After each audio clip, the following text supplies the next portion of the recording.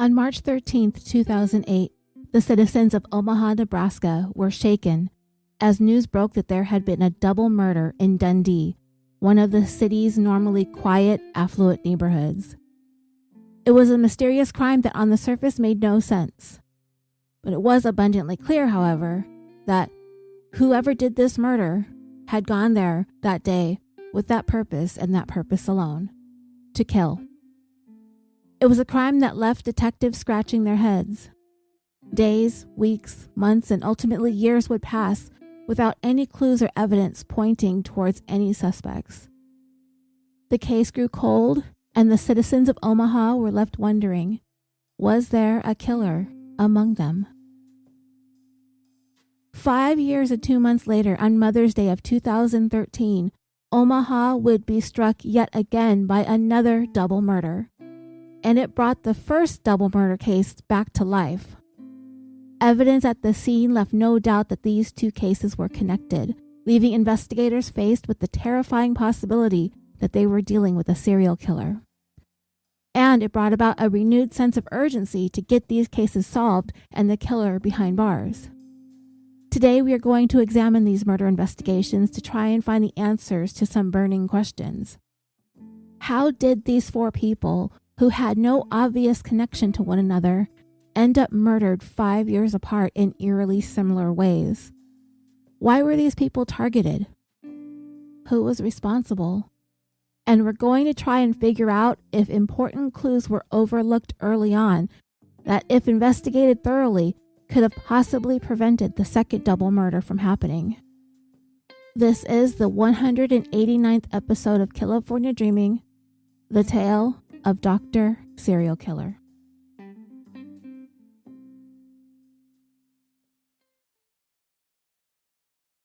Hello, dreamers, and welcome back to the podcast. I took a short break over the Independence Day weekend since we wrapped up the Kissel case finally. I hope all of you here in the U.S. had a nice, safe holiday. It's been miserably hot here in Nevada, so I haven't really been leaving my place all that much lately and taking the dogs on pretty short walks, if at all. Hopefully, this heat calms down soon. I want to thank you for all the positive feedback on the 6th part of the series that we just finished on the regular show and the series that we started last month on Patreon. In case you're not a Patreon subscriber, we are taking a look at the 2011 death of Josh Hilberling in the city of Tulsa, Oklahoma. Even if you are familiar with the case, that's the story of Josh having fallen out of his 25th floor apartment during a physical and verbal altercation he was having at the time with his wife, Amber. It is worth taking another look back at this case, since the 10th anniversary of Josh's death just passed last month on June 7th, because I believe the perception of the case and of Amber has evolved over the years. The series is available to all Patreon supporters at every tier, starting at $1 a month. It's how I keep the lights on and the doggies fed, so all of your help with that is appreciated. If you prefer to not join by way of a subscription to Patreon, but you still want to help out the show, you can do so by using our email on PayPal, killaforniapod@gmail.com. Right now, I'd like to thank the following dreamers for either joining Patreon, raising their pledge on Patreon, or helping through PayPal. Logan M., Jennifer M., Julie L., Anna V., Deborah O., Julie W., Carolyn L., Vanessa H., AJ, Golden Murphy, Cindy T., Nicola P., Melis F., and Mindy E. I will have more thank yous in the next episode. I know I kind of fell back behind on that. Other ways you can give the show a little bit of a boost is to leave a rating and a review on Apple Podcasts or any of the platforms that you listen to your podcast on. It gives us more visibility for potential new listeners to discover our show.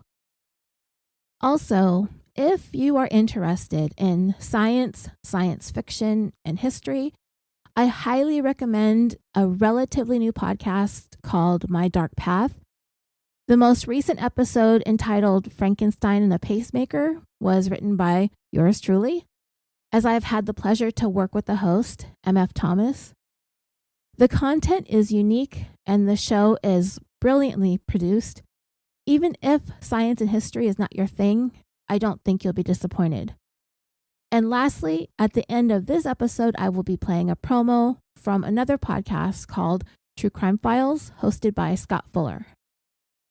All right, I think that is all for the small talk, so let's get into today's story.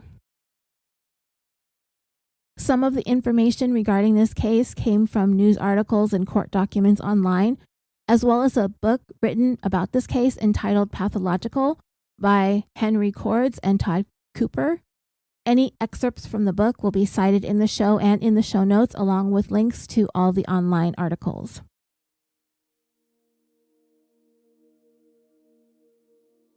So recently, I've been listening to a podcast called Missing on 9/11.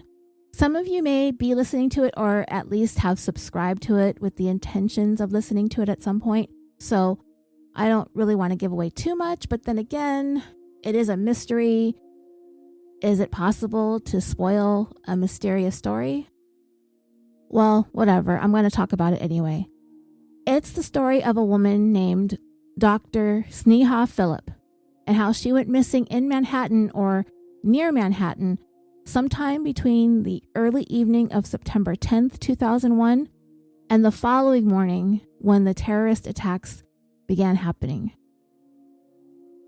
The story kind of gives me like Maura Murray vibes, mainly because of the way Sneha's family portrayed her to the media.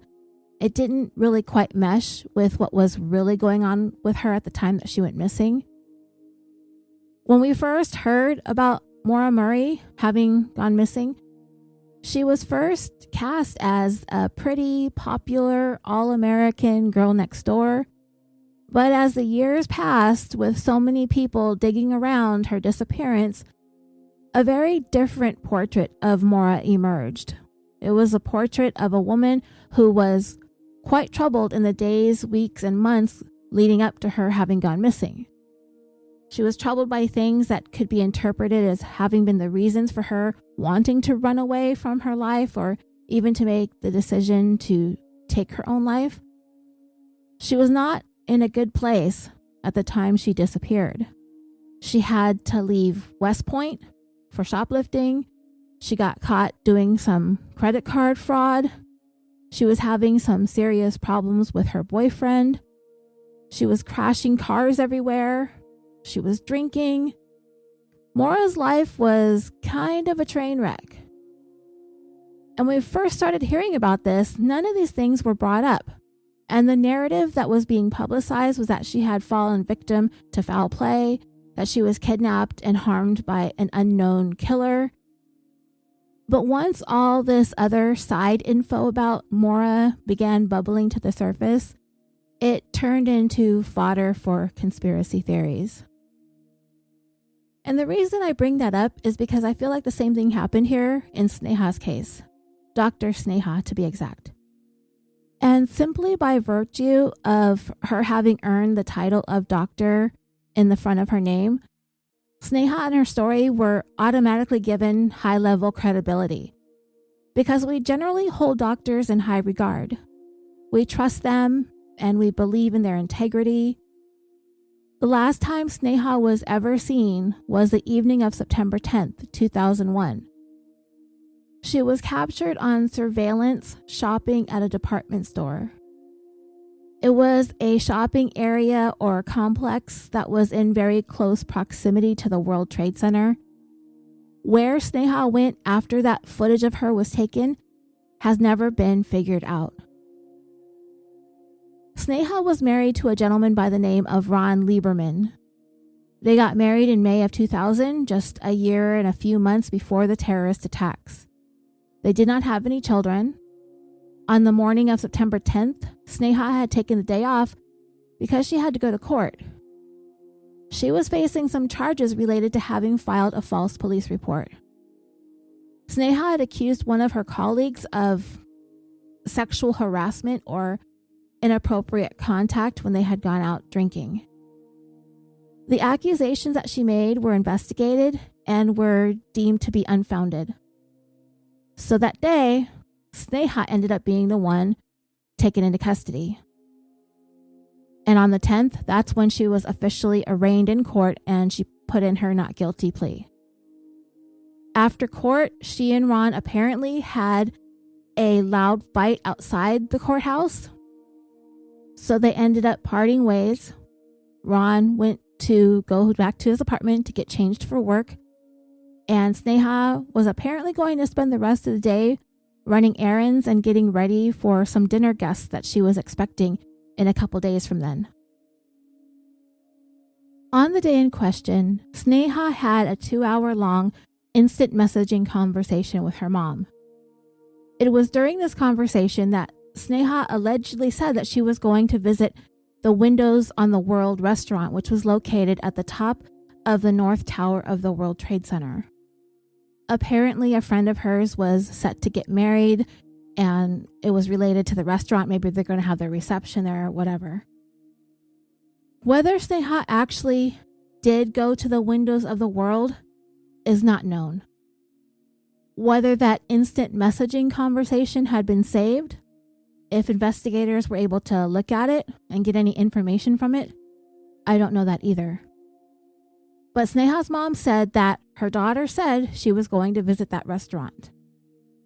Other than that, neither Sneha or her husband Ron had any other reasons or appointments to be in either one of the towers.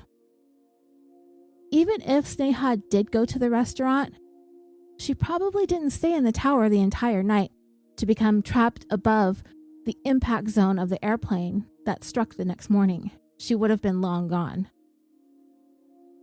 So that day, Sneha got off her computer around 4 that afternoon. She dropped off some items at a nearby dry cleaner. Then she went to a department store in Lower Manhattan called Century 21. She used her credit card to purchase a dress, lingerie, pantyhose, and a bed set. She went to an adjacent store and purchased 3 pairs of shoes. And this would be Sneha's last known movements. She was never seen again, she was never heard from again, nor was her credit card ever used again.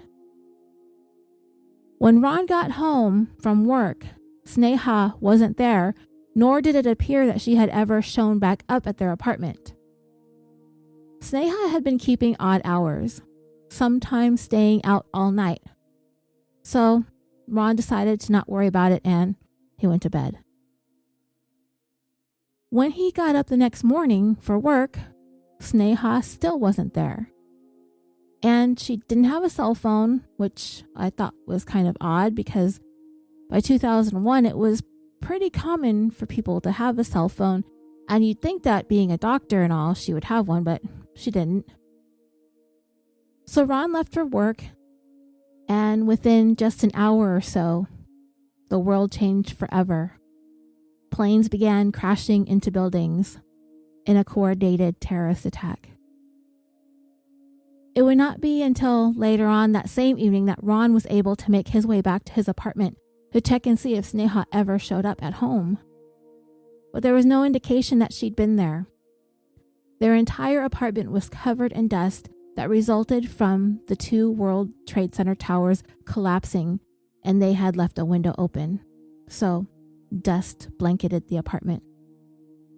And the only dust that was disturbed were the places where their cats walked across it and left paw prints. There were no footprints left by any other person. So like hundreds and hundreds of other people that day, Ron went ahead and reported Sneha missing to the NYPD. Sneha's brother began making flyers, as did many other desperate people searching for their loved ones. It was undoubtedly chaotic and overwhelming for every member of law enforcement in the days and weeks following the attacks. Sneha's brother sensed early on that there was little to no urgency when it came to getting his sister's disappearance investigated. So unfortunately, he decided to try to attract attention to her case over everyone else's by going to the media and making the false claim that he last heard from his sister shortly after the attacks began, that she called him from inside one of the towers and said she was there as a doctor to provide medical assistance to the injured. This is often referred to as the hero narrative, and it is the one that the family would ultimately settle on, that Sneha perished in an effort to help others. There were essentially two separate investigations into Sneha's disappearance, one carried out by the police and one by the private investigators hired by Sneha's family, and neither one of those investigations turned up anything.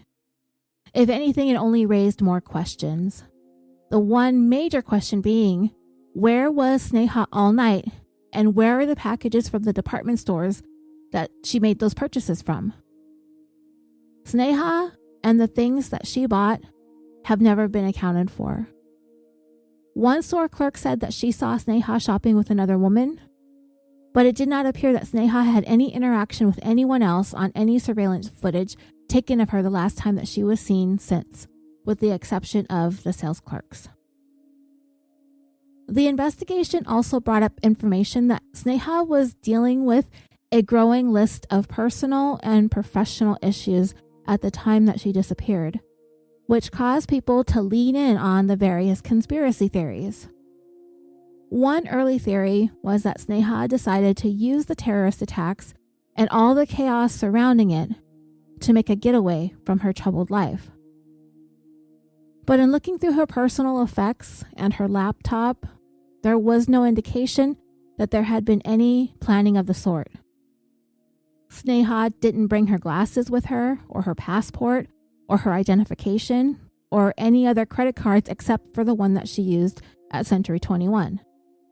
That account was left active, just in case, but Sneha never used it again after September 10th. The NYPD had not been able to investigate Sneha right away, but when they finally did get around to it, they began to come to the conclusion that she was probably already dead or out of the area by the time the towers collapsed, because the police were figuring out that there were some troubling things going on with Sneha. Earlier in 2001, Sneha's contract at the Cabrini Medical Center was allowed to expire, and with the hospital declining to renew it. The reasons listed were tardiness and excessive drinking.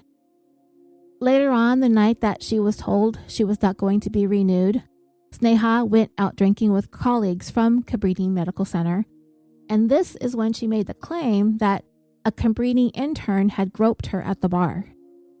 The case was investigated, but the charges against that intern were dropped, and Sneha instead was charged with filing a false report. The district attorney told Sneha he would drop the charges if she would just recant her accusations, but she refused, so she ended up in jail for the night. Following her being fired from Cabrini Medical Center, Sneha began frequenting gay bars and nightclubs around the city. She was known to often leave those establishments with women that she would meet at these places, and she often stayed out all hours of the night. The police investigation revealed that Sneha had been caught having sex with her brother's girlfriend, but her brother would deny that this ever happened. Now, Sneha did manage to sign another contract for an internship at a different hospital located on Staten Island, but the troubles that she was having at Cabrini followed her there. In fact, by the time she disappeared, she had already faced one suspension for having failed to show up for a mandatory meeting with a substance abuse counselor. Once all this information about Sneha came to light, she was officially removed from the list of 9/11 victims that died that day as a direct result of the terrorist attacks. And that was a decision that made Sneha's family very angry. You see, they were already deeply invested in the hero narrative that Sneha died after running into the burning towers to help injured victims. Her family denied that she was fired from Cabrini because of substance abuse, but rather they insisted that they fired her because she was filing formal complaints about the work environment, sexual harassment, and racism that she faced there. There was never any evidence that Sneha ever launched a sexual harassment and racial bias complaint with the hospital. Sneha's husband Ron claimed that the only reason she frequented lesbian bars and nightclubs was because of having been groped by that male colleague, that she felt more comfortable and safe in places that catered to gay women.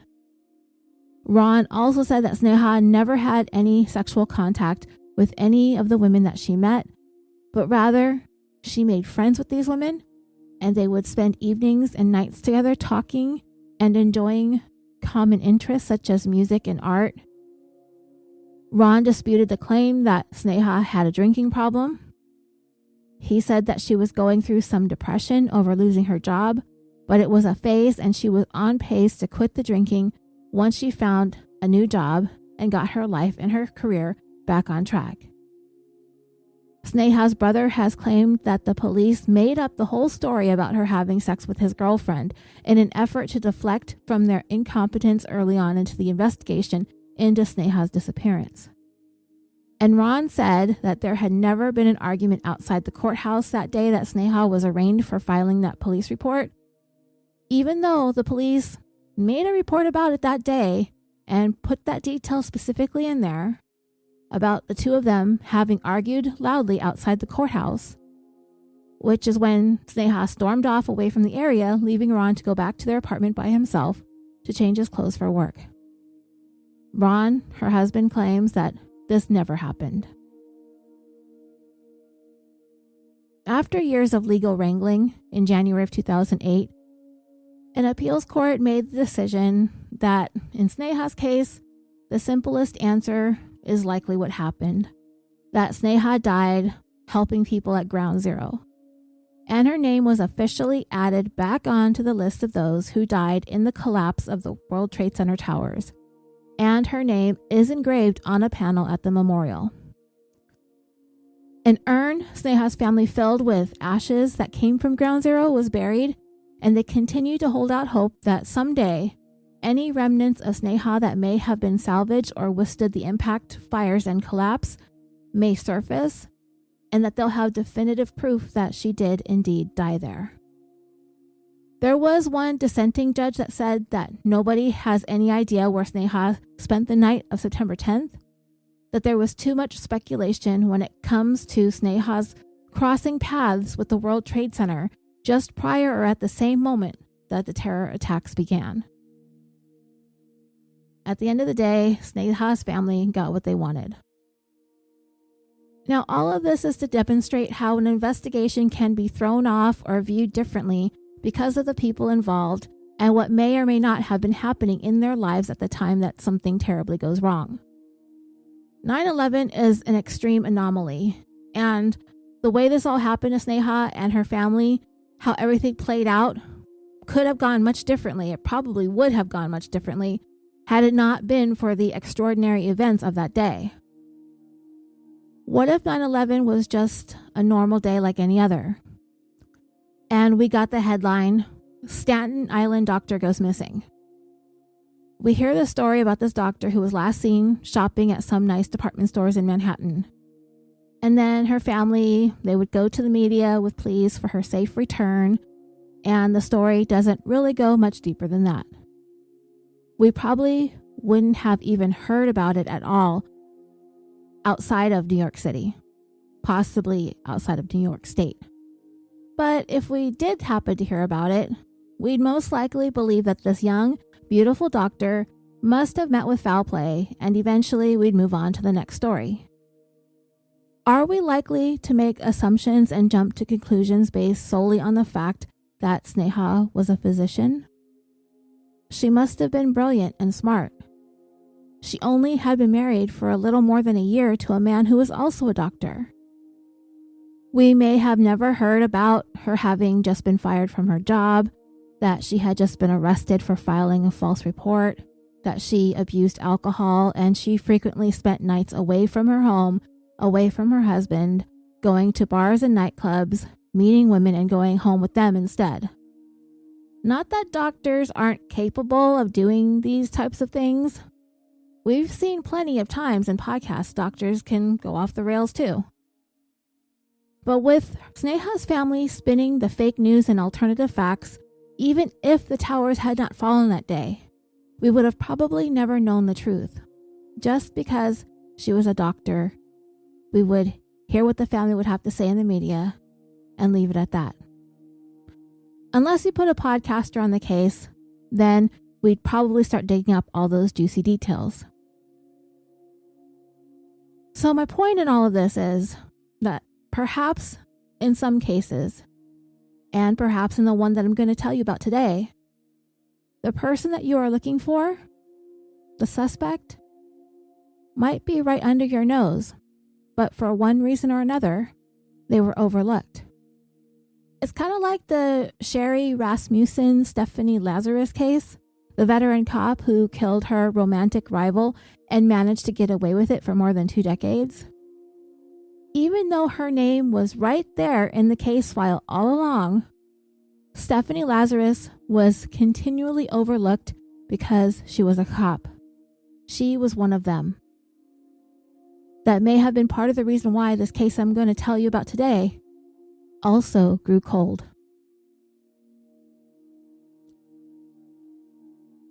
It was a scene that baffled Omaha homicide detective Derek Moi. The minute he stepped into the home he'd been summoned to that afternoon. It was March 13th, 2008. He noticed in the entryway that it looked as though someone had been in the middle of doing some chores, but stopped whatever they were doing to attend to something else. The cleaning supplies were left in such a way that Detective Moi had to walk around them. Glancing around the room as his eyes finally made their way over towards the left, that is when he saw the body of a young boy laying face down on the carpet that had been stained with his blood. His name was Tom Hunter. He was the 11-year-old son of the homeowners of that house. He was their youngest son, in fact. In life, Tom was an adorable little kid. He was still small. He hadn't yet hit his growth spurts. He was also very bright. He could have possibly followed in the footsteps of his mother and father, both of them doctors. His glasses had fallen to the ground and were laying next to his body. And sticking out from the right side of Tom's neck was a kitchen knife. And it wasn't just one deep stab into his jugular. There were numerous stab wounds, some deeper than others, but all of them surrounded the protruding knife.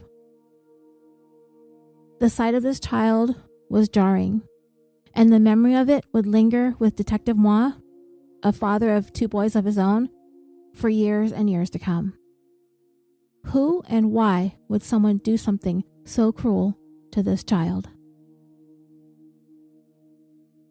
The detective knew that there was more. He had been told that there were 2 victims. He just needed to get himself past Tom and make his way further into the home.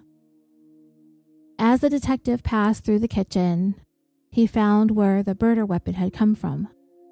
A knife block was missing, 2 knives, with handles that matched the one that he had just seen in Tom's neck.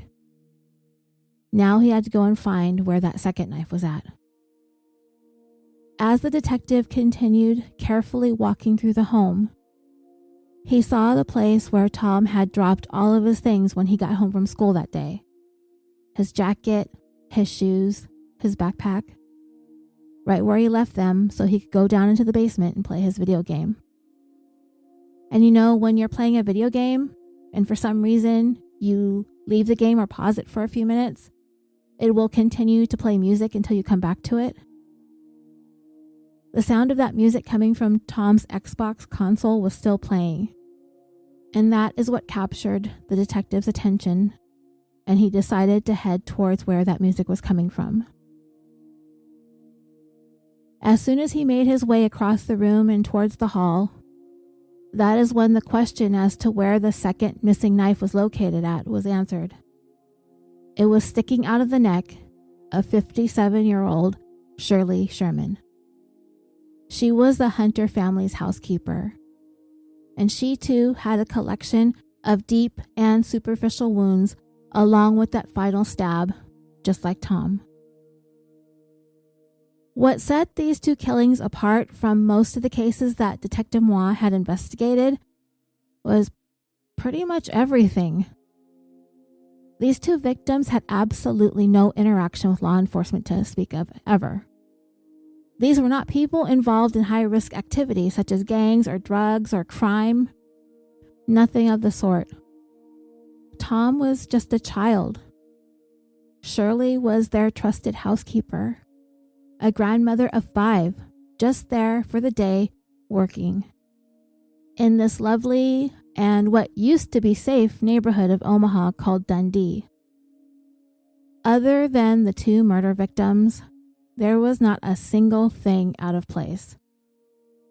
It would take years to figure out what all of this meant. On the day that Tom and Shirley were murdered, it was a Thursday. The school bus had just made its way to the Hunter home a few minutes after 3.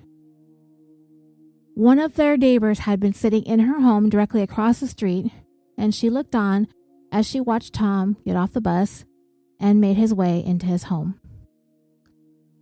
This neighbor kind of used the arrival of Tom's bus as an informal alarm clock, letting her know that she needed to get herself together to go and pick up her own kid from school too. Another neighbor down the street was also getting ready to pick up her incoming kids. She was that type of neighbor who would put up those slow down for children signs each afternoon when the neighborhood kids would be trickling in from school, including Tom. Tom was the youngest of 4 of the Hunter boys. They were the children of William and Claire Hunter. They were both doctors who worked and taught at Creighton University's School of Medicine. It was a private university in Omaha founded in 1878. As I said, Tom was the youngest of the Hunter's 4 boys, and he was the youngest by 8 years. So by 2008, all of his older brothers were already out of the house and going to college and doing their own thing. In the book, Pathological, of Tom, it says, just 3 months shy of his 12th birthday, Tom had grown into a bright and worldly kid who seemed destined for big things. Befitting his parents' professional status, Tom enjoyed a privileged, idyllic childhood on 54th Street. 8 years younger than his next closest brother, Tom had always been a delightfully precocious child. He interacted with those much older, possessed a mischievous grin, and always had something to say. At nearby Dundee Elementary, Tom proved to be an academic prodigy, something that for his parents came to be both a blessing and a curse. Tending to pick up things quickly, Tom found homework rote and boring. He put it off. He rebelled. Why should I have to do all this stuff when I already know it? The Hunters had to hound him daily. Tom ended up transferring to a different school that could be more of a challenge for a young man like him. Beginning in 5th grade, he became a student at the King Science and Technology Center, and it was there he flourished. His teachers were certain that someday he would be Dr. Tom Hunter, maybe even a little Doogie Howser in the making. Tom loved reading. Harry Potter was a favorite series of his that he finished in record time. It was his desire to play football. He was a fan of the Green Bay Packers, and he wanted to play even though he was kind of small and skinny. It didn't matter anyway because his parents said no way to football. so he would just have to settle for playing Madden on his Xbox. But they did encourage him to play basketball, much less of a contact sport, and that kind of became Tom's thing to do with his dad. Practices during the week, games on Saturdays, and the restaurant of Tom's choice after the game. He was close with both his mother and father. Tom also had a bunch of friends that he played with too regularly. They would shoot hoops, they'd go to the local store for some treats and drinks, or they'd go from house to house playing video games with each other and against each other. Tom's parents, William and Claire, they didn't worry about their youngest. He was a good, responsible kid. There was a window of about 2 to 3 hours between the bus dropping him off and his parents coming home from work where Tom would be alone. All he had to do was make sure that he was home and cleaned up for dinner every evening by 6 p.m. The only day of the week that Tom wasn't alone when he got home were Thursdays. That was the day that Shirley would be there for work. Shirley was born and raised in Omaha, the only girl of 4 children in a blue-collar family. She was also close to a set of cousins, 4 of them also only boys. Shirley was the oldest, she was the only girl, so she became quite the little tomboy. But she also took on a lot of responsibility when it came to taking care of her brothers and cousins. It was a theme that endured throughout Shirley's entire life, always caring for others, especially after her parents split up. Even more burden was placed on her, and she would always be there for anything that anyone ever needed, without fail. Even though Shirley was considered to be the bright one out of all of her siblings and cousins, she wasn't going to be on a path to higher education. After high school, she got married and soon became a mom, first to a baby girl, and then a few years later, a baby boy. Shirley tried working for her dad at a bar that he owned, but she really didn't get along well enough with him to want to continue doing that. But Shirley did always have a very jovial, friendly personality that worked well in those kinds of customer service jobs or food service jobs. But she couldn't really get past her differences with her dad, so she ended up finding work as a housekeeper. She had been so easygoing and friendly and reliable that she never really struggled to find work. And being a housekeeper gave her more flexibility. It was much easier to work around having to take care of her own kids when it came to scheduling, since she could work at her own pace and essentially be her own boss.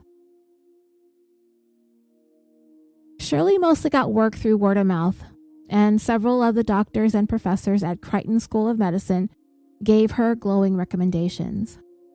And this is how she came to work for the Hunter family. By the time she was murdered, she had been with the family for close to 2 years. She may have been slowing down a little bit, but she could still work at her own pace. She was 57. Her children were having children, but she never really quite abandoned the role of caregiver to her own family. She was caring for her own aging mother, but her grandkids were the center of her world. In fact, Shirley and her daughter Kelly were actually neighbors, so she saw her kids frequently. The extra time she had with her grandkids to Shirley was such a blessing for them to be right there next door. But living next door to your mom could also not work out so well at times, especially if your mom and the new man in your life don't get along. The first red flag with Shirley's daughter's boyfriend was the fact that he was married. Shirley didn't like that at all. She didn't like him at all. The more she got to know him, the more she was witness to flashes of his violent tendencies. When they would fight, he would bust down doors, he would punch holes in the wall, and eventually, Kelly would be the one getting punched. In fact, 1 year before Shirley's murder, Kelly's boyfriend punched her in the face, causing her jaw to break in 3 places.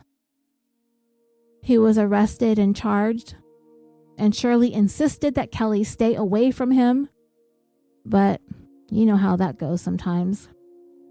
Even though this man had hurt her, Kelly continued to see him, and she would do what she could to try to hide that fact from her mom. But Shirley wasn't stupid, and she did whatever maneuvering she could to try and keep him away from her, her daughter, and her grandkids. Shirley actually owned Kelly's house, so she began a campaign to try and keep him away legally. She would file a police report about anything that he damaged at the house. She called and had his car impounded several times. And Shirley, she had no fear of this guy at all. She stood up to him, she got in his face, she challenged him, and she never backed down. Unfortunately, there was an occasion when Shirley's problems with her daughter's boyfriend got in the way of her being able to make it to work at the Hunter's house one time. And that's what kind of opened up the conversation with William and Claire as to what was going on in Shirley's personal life. So they understood, to an extent, what she was having to go through. Shirley's biggest fear was that her grandkids were being put in harm's way. She was very protective of them, and she worried about them all the time. The day that Shirley was murdered, she was finishing up at the Hunter home because when she was done there, she was set to head over to her grandkids' daycare and pick them up. But she never made it. What investigators were never really able to figure out is whether or not Tom and Shirley had any sort of interaction with one another the day that they were murdered. For the most part, it is believed that Tom did his best to not get into Shirley's way. Though when he did arrive home from school, he threw his book bag down, tossed up his jacket, kicked off his shoes with very little care. And when he went into his room to look for a comfortable pair of shorts to change into, he apparently emptied out his dresser and tossed up his clothes until he found them. So it doesn't seem like he tried all that hard to stay out of her way. He was only 11, so you do the math.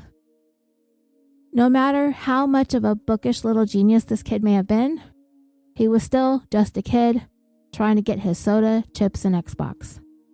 It was the most typical of typical days ever, except for the fact that both Shirley and Tom were gonna die. Dana Boyle was a neighbor across the street who used Tom's bus drop-off as a signal that it was time for her to make her way down to the elementary school to meet with her own son. Tom's bus dropped him off at 3:18 p.m.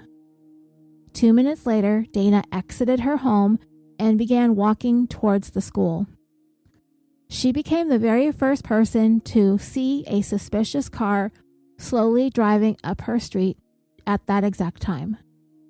The car was a silver in color Honda CR-V, a compact-size sports utility vehicle. What made the vehicle stand out was the way that the driver was going slow and then pressing on the brakes and then going again and then pressing on the brakes again. It kind of made these jerky movements up the street. To Dana, it looked like the driver was trying to find a particular address. When the Honda finally found its way in front of the Hunter home, that is when the driver stopped advancing up the street and parked. Dana continued to look at the CR-V. She could see the man behind the wheel very clearly. She described him as having dark hair and a tan skin tone. He was heavy set, and for one quick moment, when he looked into his own rearview mirror, he caught a glimpse of Dana looking directly at him. Because this strange man and Dana locked eyes, it caused him to put the car back into gear and drive away. He went around the corner and was no longer in a place where Dana could see him anymore. While she thought the whole encounter was strange and it gave her somewhat of an uneasy feeling, She tried to tell herself that she was overthinking things. I mean, what could possibly be going on here in the safety of their affluent little community?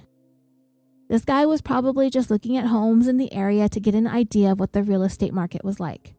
That was pretty common. She did notice that the Honda had license plates, but they were unfamiliar to her. She could not tell what state they were from, but they were definitely not from Nebraska. And Dana was not the only witness to see this man in this silver Honda. Several neighbors spotted him. After the driver became seemingly spooked when he saw Dana noticing him, other people saw him come around the corner and head away from the street that the Hunters lived on, and he drove for several blocks. He parked again, but stayed seated in his car for several minutes. Eventually, he got out of the car and started walking back towards the spot where he had first parked in front of the Hunter home. And mind you, this is all happening in the middle of a very bright, cool spring Nebraska afternoon. Maybe almost spring. Just out in the open, broad daylight. Witnesses described this man as having a very large, dark jacket that was several sizes too big. It seemed like the man was a bit husky anyway. He had on a white shirt that had a collar, so it was either maybe a dress shirt or a polo. He had on black slacks, and he carried with him what looked like a laptop bag or some kind of bag that he was able to sling over his shoulder like a messenger bag. The man appeared as though he was there for some kind of official reason or visit. But the one thing that everyone who saw this guy agreed on is that he did not live or belong in their neighborhood. How are they so certain?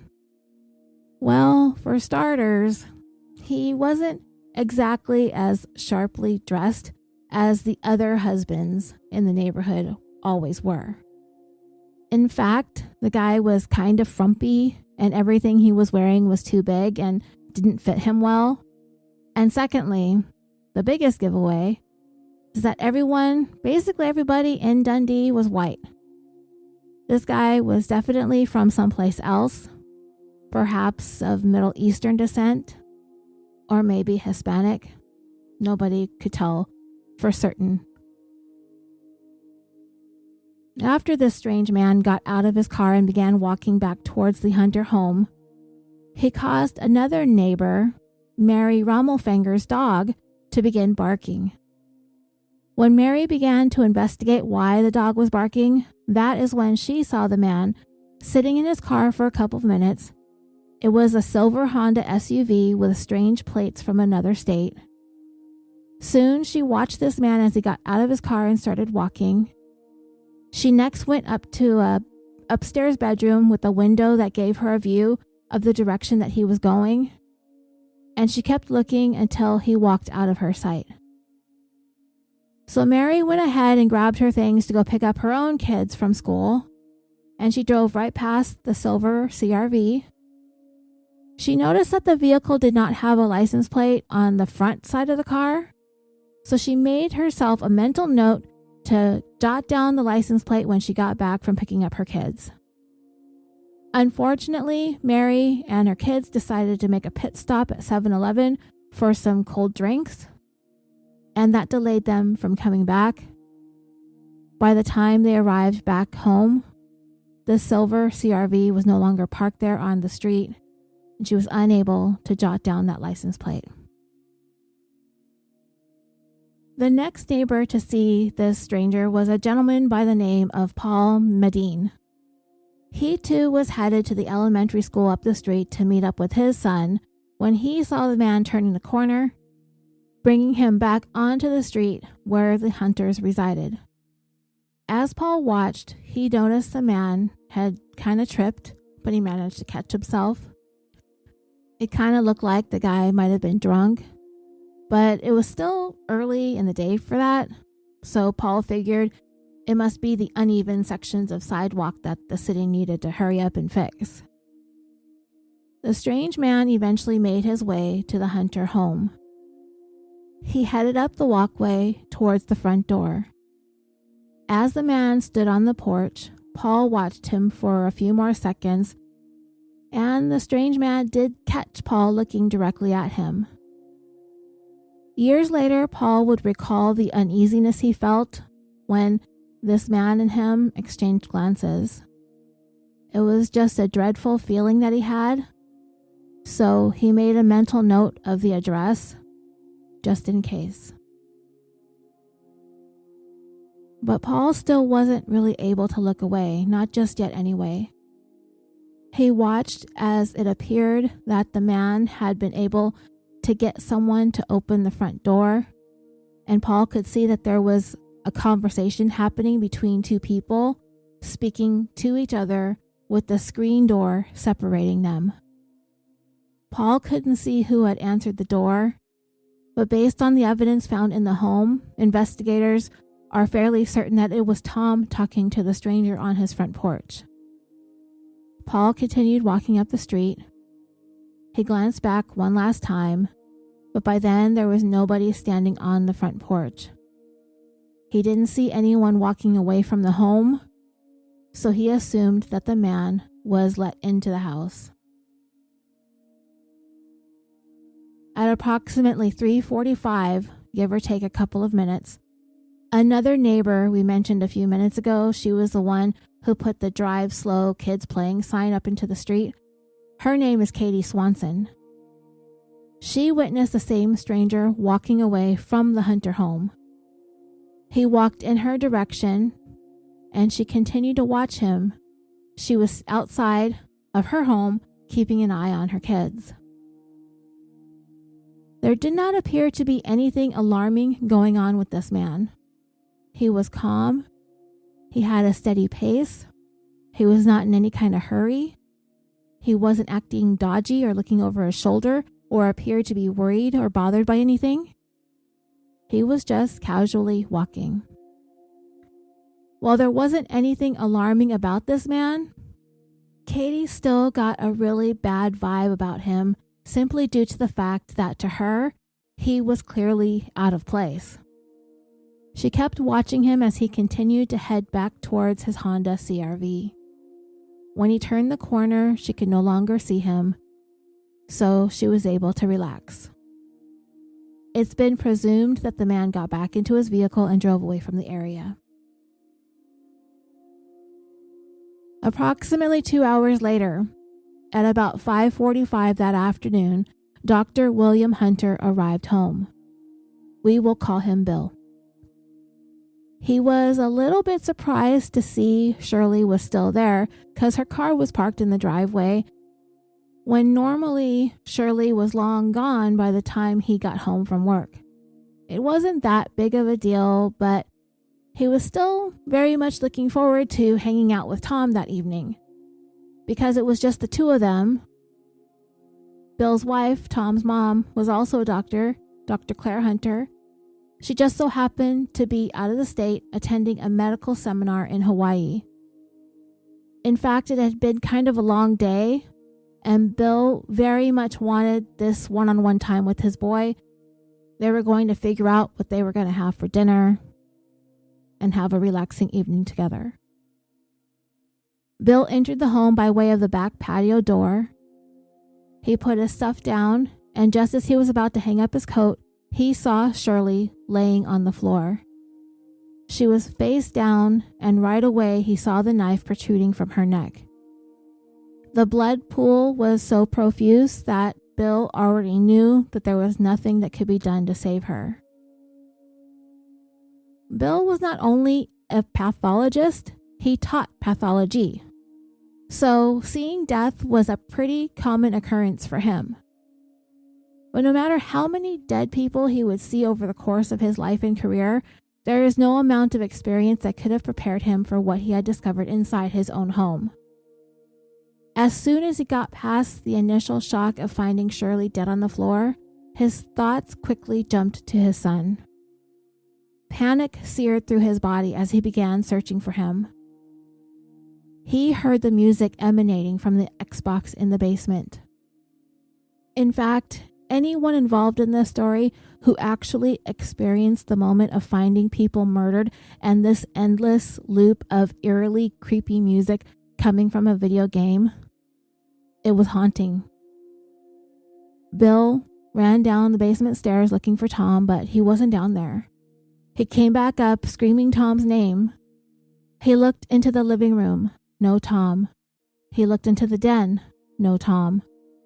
Racing through the house and past the entranceway, that is when he came upon Tom's lifeless body, face down in the dining area.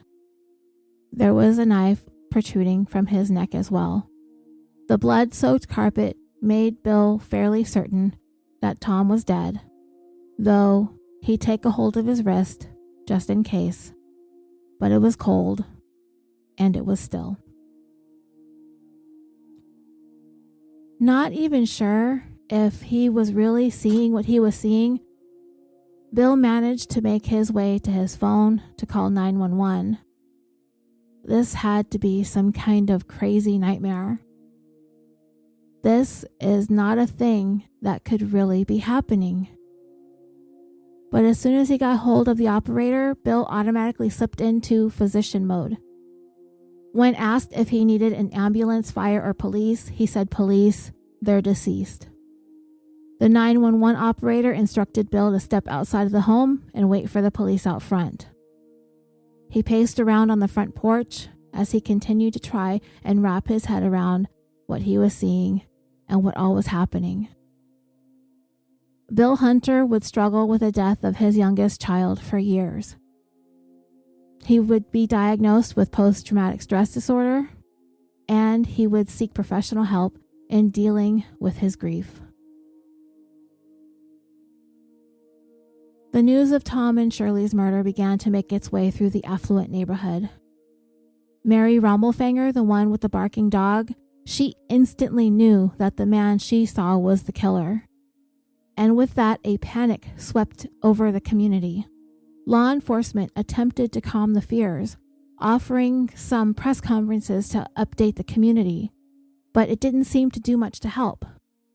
Law enforcement were keeping the details close to the vest and trying to assure the citizens of Omaha that the killings were a one-off, isolated crime and that there was no reason to be fearful. But that wasn't completely true, and I'm not even sure anyone was buying it. The fact is, the police had no idea what they had there on their hands.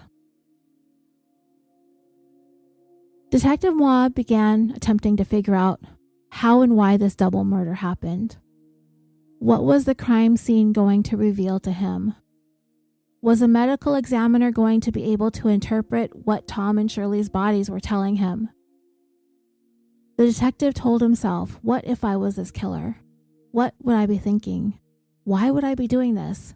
For what ungodly reasons would I have for killing a child and a grandmother? The detective was able to conclude that Tom was most likely the first one killed. It appeared that the killer had come up to the front door and either knocked or rang the bell. Tom would have been the one down in the basement. He heard the door and came upstairs to answer it, pausing his video game, causing that idling music to begin playing on an infinite loop. Either Tom allowed the man in, or the man forced his way in, or if Tom denied him entry or refused to open the screen door, then the killer could have gone around to the back patio, and that was most likely left unlocked because that's the way Shirley came and went from the house. And the reason they know that Tom was the first killed was because Shirley had some of Tom's DNA and bodily fluid transfer on her clothing, and that confirmed that fact for them that Tom died first. Detective Wass surmised that Shirley was most likely upstairs when the attack began. She was clearly in the middle of tidying up the master bedroom. The cleaning supplies that were found in the middle of the entranceway downstairs had been brought from upstairs to downstairs and left there by Shirley as she was making her way through the home, cleaning as she went along. She may have been taken by surprise. She may have encountered Tom in the middle of being attacked. She may have even heard some kind of commotion downstairs and came down to investigate, only to encounter a killer. because from where her body would ultimately be found, it looked like she tried to make a run for it. It appeared that she was moving in the direction towards the rear door. Just outside the door was her car. But her killer managed to catch her before she was able to get out of the house. She was brought down to the ground and killed there on the spot. In looking around the rest of the home and in all the rooms and bedrooms, there were things of value that could have easily been stolen all over the place. They had electronics and laptops, cameras, valuables that would have been a jackpot for a burglar. In fact, Shirley owned a rental property and she had just picked up her tenant's rent payment earlier that same day, and the cash there was still in her purse, $800, untouched. The only room that was in disarray was Tom's, but as mentioned earlier, it was Tom ransacking his own dresser to find something comfortable to wear. A baffling aspect of this case was the fact that for all intents and purposes, the killer came to the Hunter home with one singular intention, and that was to murder. Nothing was stolen. Neither Shirley nor Tom were sexually assaulted. The purpose of this stranger's visit to the home was to commit murder. So if that was the case, then why did this man not come with weapons of his own? It doesn't seem like a good or efficient idea to arrive at a place to carry out a murder and not have any weapons with him. Maybe he didn't come with murder being the primary intention after all. Maybe he came for some other reasons. Things got out of control, and the killer ended up having to murder his victims. And how could the killer have been so certain that he'd find easily accessible weapons to use? It is possible that the killer had been inside the home before, and perhaps on a previous visit made note of the knife block in the kitchen. But then again, a knife block is a pretty common thing to have. It also did not appear that this killer was at all concerned with being seen by neighbors. After all, he showed up in the middle of the afternoon. Schools were letting out, and parents would be coming and going from their homes to collect their children. When you really think about it, the killer picked pretty much the worst time of day to be lurking around the neighborhood with after-school traffic all over the place. But he didn't care. He made eye contact with at least two of the neighbors, and all of them sensed that this stranger not only did not belong there, they all were left with a very bad feeling about him. Because witnesses described the license plate on the CRV as having been unfamiliar in color, and most likely from out of state, it had the detective thinking that the killer didn't care who saw him because he wasn't from there, and nobody would have a clue as to who he was, and he would be long gone by the time Tom and Shirley's bodies were discovered. Another aspect of these killings that stood out to Detective Moi was the nature and pattern of the stab wounds on both Shirley's and Tom's neck. In other stabbing deaths that he had investigated, the knife wounds are usually more chaotic. The victim often suffers a variety of stab wounds on various parts of their body as they try to fend off the attack, and this would include defensive wounds on the hands and arms. But the wounds on both Shirley and Tom, they were clustered in one area on the right side of their necks, with that knife being left sticking out from their neck. Later on that same day, the knives would be removed.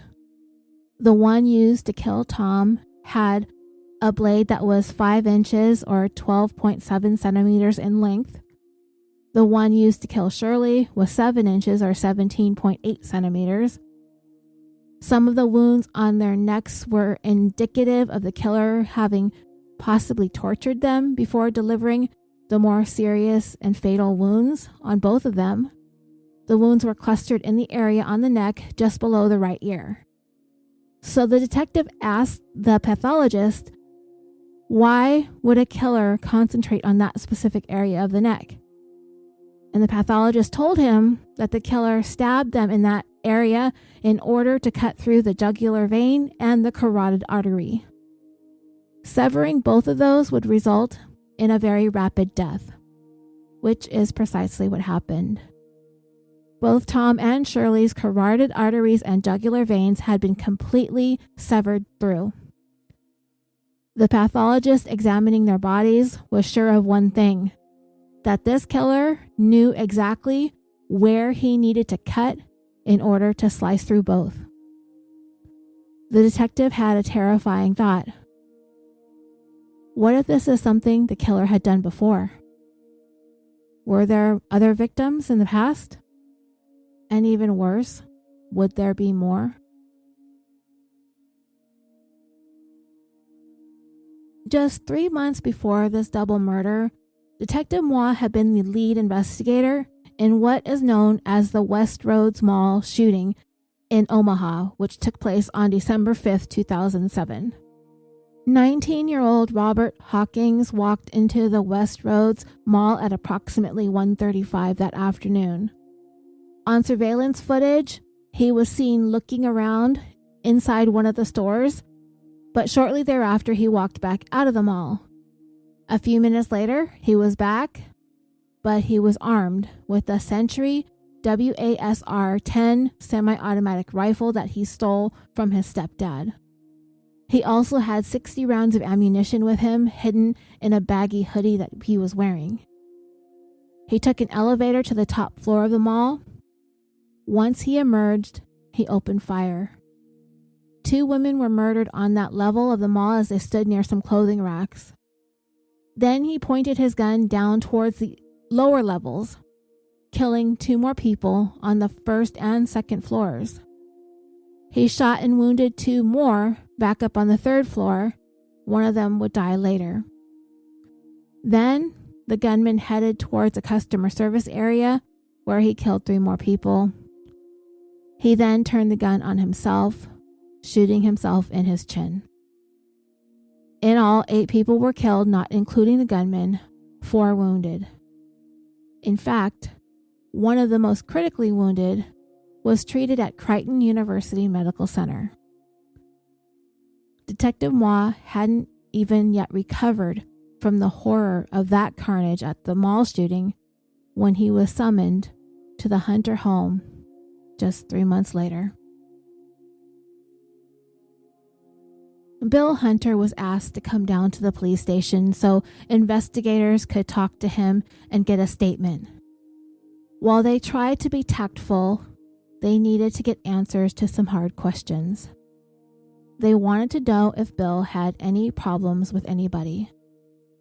Who in his life would have wanted to do this? Did he have problems with his wife Claire? Did he have any disputes with any neighbors over anything? Did he recently treat any patients that may have become upset with him or his wife for some reason? Did he or his wife have any issues with gambling? Or did they owe any unpaid debts to anyone? Was there anything that his son Tom may have gotten into that may have brought this about? Did he use drugs? Did he hang out with the wrong crowd? Was there anything that Bill could think of, or anyone that he could think of, that would want to do something like this? But Bill was at a loss. He just had no idea how or why this happened. He even told the police that they had a decidedly peaceful life. He even said it was ridiculously simple. The only thing the detectives on the case were certain of is that they needed to figure out who that husky, dark-haired, tan-skinned stranger in the Honda CR-V was. He obviously came to the house with the intention of murdering. He parked his car a short distance away and around the corner from the Hunter home, so it felt like something that this man had planned out. But who the hell was this guy? Where did he come from? And would he strike again? The only thing investigators had to work with was the make and model and color of his car. Nobody made note of the license plate. He somehow managed to make his way into the Hunter home. He committed the double murder, and he made his way out without leaving a shred of physical evidence behind. No fingerprints, no blood, no DNA, no fibers, nothing. And to make matters worse, there were thousands of silver Honda CR-Vs on the road, and they didn't even know what state the vehicle was registered in. Based on witnesses who saw this man, a police sketch artist was able to come up with a composite. And it would be remarkably good. The composite did bring about a lot of tips. Thousands of them, in fact. But every tip that was tracked down led to nowhere. Eventually, the police didn't even want the composite drawing on the news anymore. It didn't help, and it was wasting so much of their time. A reward fund was set up, which quickly grew to $50,000 for information leading to the killer. And like the composite drawing, the reward stirred up another series of useless tips. People were being interviewed, they were speaking to the media, they were attempting to come to grips with what their community was having to go through, and they wanted answers. Even Bill Hunter's boss at Creighton University, a gentleman by the name of Dr. Roger Brumback, had made a statement to the media wanting to know, just like everyone else, who could have done this and why. I want you to keep the name Roger Brumback on the back burner. We are going to come back to him in this story. Complicating the case even more, the investigators really didn't have any idea who may have been the one targeted in the killing. Who was the killer specifically? It seemed unusual that 11-year-old Tom and 57-year-old Shirley would be linked together in a double murder. It seemed like happenstance. So, was it Tom that was the intended victim? Maybe a member of his family? Or were they after Shirley? The investigation into Shirley's life and background revealed the troubles that she had been having with her daughter's violent boyfriend. There had been some issues with drug use with some members of her family. Could this have been retaliation for something? Or some money was owed? Something someone close to Shirley was involved in that led to her murder? And that Tom was unfortunately collateral damage? They had no idea. But investigators, they leaned in hard on Shirley's daughter's violent boyfriend. And they did so for quite some time. Shirley's family were pretty well convinced that he had to have had something to do with it after all the grief that Shirley had caused him. Having him arrested, having his car impounded, standing up to him the way that she did. Police liked him as a suspect. But no matter what they did, they questioned him aggressively, they arrested him, they dragged him out of bed in the middle of the night to answer the same questions over and over again. They simply could not find any evidence to link him to the crimes. And he had a pretty airtight alibi for the time frame in which Tom and Shirley were murdered. And no matter how much police wanted to just jump over that alibi like it didn't exist and pin this killing on him, it just wasn't there. Police were also fairly certain that there was no way that he could have known where Shirley was that afternoon. Police had to let him be, and Shirley's family eventually would have to too. Investigators took a long, hard look at Tom's mother and father, Bill and Claire. Unfortunately, at the time that this news was being reported that something had happened back in Omaha, and it was happening at Claire's house, Remember, she was in Hawaii at the time. A friend had called her up, but the details were still sketchy. It was still very early into the investigation. So Claire was thinking it was her husband and her son that were killed because it was reported that there was a double murder at her house. She had been trying to call Bill's phone for hours. He just wasn't answering. So she was convinced that he was dead. Of course, that wasn't the case. He was giving his statement to the police. After hours of trying to call, a detective finally picked up Bill's phone. Claire was hysterical and demanded to speak to him. They handed him the phone, and that is how the news of this tragedy was delivered to Claire. Her husband was okay, but Tom and Shirley were dead, and he had no idea what happened. Claire Hunter would end up being the source of strength that carried her family through this unthinkable tragedy of losing her youngest child. And like I mentioned earlier, Bill was the one that struggled with his grief, and he would continue to do so for many, many years, probably the rest of his life. Detectives wanted Bill and Claire to keep focused on one thing. Is there anyone, anything, any event that they could possibly think of that involved anyone at their jobs at Crichton Medical Center? In their combined decades of being a part of the medical and teaching staff, they needed to know if there was anything at all that they could possibly link to Tom and Shirley's killing. Between Bill and Claire, between the both of them, they would have crossed paths with so many different people, coworkers, doctors, staff members, students, administrators, interns, residents. The list would be impossible to compile. But there was one person who had been an intern there that Claire worked with some years back, but he was unhappy with the program. There were also a couple of medical students that Bill issued poor reviews to. One of those students even made somewhat of a veiled threat on social media. But at the end of the day, Bill made it abundantly clear to the investigators that looking at anyone at Crichton was a waste of time, because he could not fathom that anyone from the medical center would have committed a crime like this. And dreamers, this is what I'm talking about. It circles back to what I had said in the beginning. These people are doctors. They tend to give them a high level of credibility and trustworthiness for no other reason than the fact that they're doctors.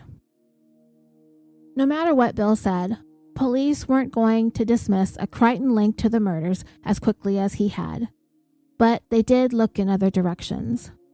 They wanted to know about any neighbor disputes. Did they have any weird encounters with a repair person? Any odd individuals that came into the neighborhood as a part of their work, like a plumber or a cable guy or a repair person, handyman? And then for some reason, this guy decided to come back to the Hunter house and target them.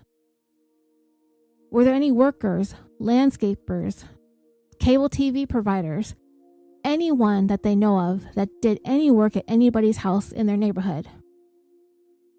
They conducted a forensic investigation into Bill's background. They wanted to know if there was something going on with him that he wasn't being upfront about. Extramarital affairs, money problems, malpractice lawsuits. Investigators talked to anyone who had any connection to Crichton Medical Center. If you so much as scrubbed the toilet in that building, they wanted to talk to you. Detectives continued to speak to the Hunters about Tom possibly having been targeted for some reason. Did he have a problem at school, with one of his teachers, with another student, anyone on his basketball team, anyone in the neighborhood? There just wasn't anything there. Even Tom's online activities, playing video games and interacting with people, there really wasn't anybody close by. These were anonymous people behind their keyboards. There's nobody Tom ever contacted outside of the gaming console. And in looking back at past murders to do some comparisons, as for there ever having been any killing, such as the way that Tom and Shirley were killed, there was still nothing there. Nothing ever happened like this before. Time wore on, and it was beginning to feel like the investigators were not going to be able to solve this case anytime soon.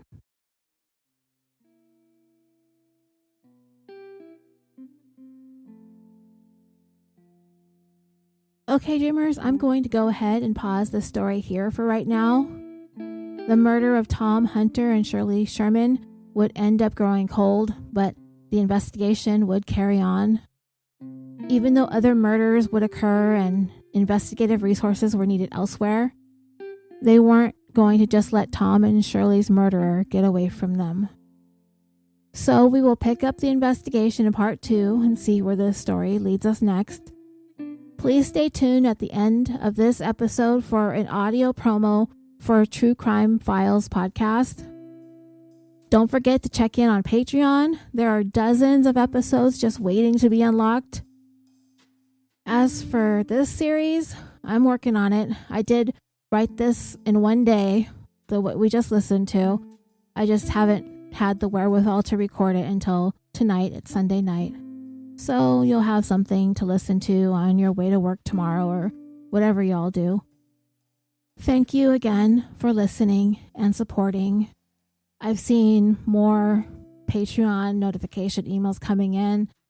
I'm really grateful for you guys for lending your kind words and support as always. Such a basket case all the time. I will be back soon with the next installment of Killafornia Dreaming. I'm your host, Roseanne.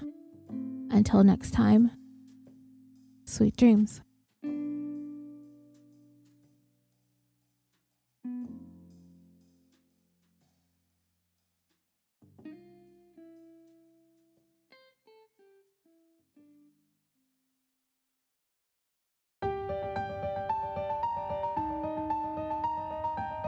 Hi, I'm Christine, and I'd like to introduce you to the True Crime Files podcast, a bi-weekly podcast that focuses on mysterious disappearances and unsolved murders. Every 2 weeks, we'll be releasing an episode that'll help you get to know a case really well without having to invest a lot of your time. Derived from the articles up on the True Crime Files website, you'll find that our show covers a diversity of victims and perspectives. You'll probably also notice that our episodes are narrated by Scott Fuller from the Frozen Truth and Status Pending podcasts. Be sure to subscribe to the True Crime Files today so that you never miss an episode. Thanks so much for listening, being a part of our true crime community, and helping to shine a light on cases that might otherwise be overlooked or underreported.